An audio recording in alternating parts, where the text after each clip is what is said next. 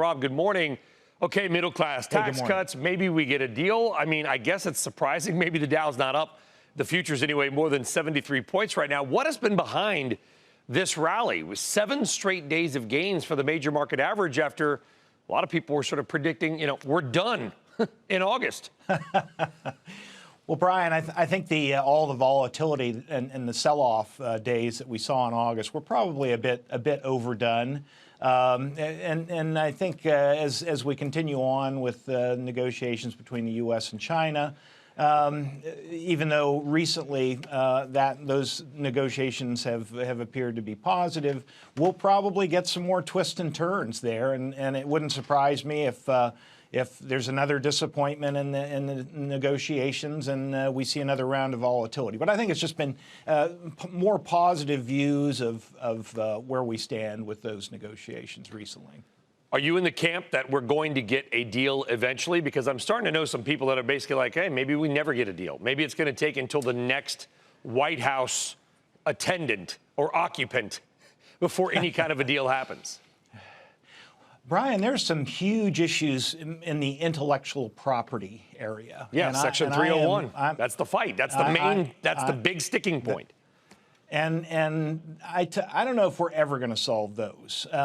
The other issues, though, if you want to call it an interim deal, what have you, I think most of those are solvable, and at some point we should be able to take care of those. But the intellectual property, I don't know. That's a tall mountain to climb. I'm not sure we'll ever get resolution there. All right, let's try to make some money. We always talk about Fridays sort of being opportunity Fridays here on Worldwide Exchange. What looks, if anything, still undervalued or a good value to you guys there, Rob?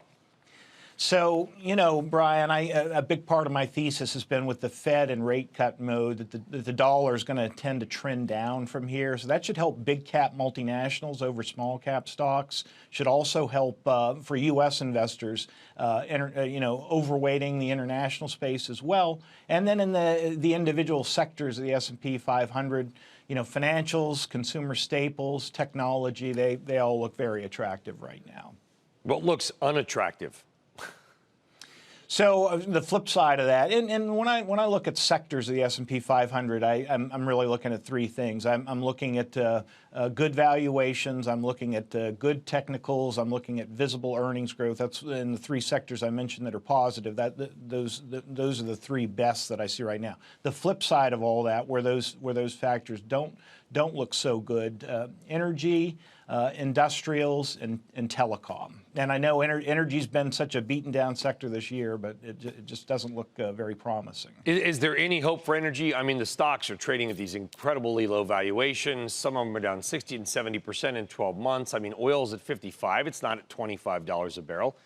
At any point, does energy look attractive? I mean, people have literally just left it on the sidewalk. Buy, trash, gone.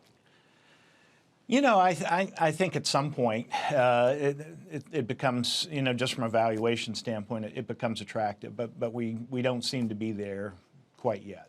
Not yet. All right, Rob Morgan, CIO of Sethi. Rob, we appreciate the views. Have a great weekend. We'll see you soon here. Thank you very much.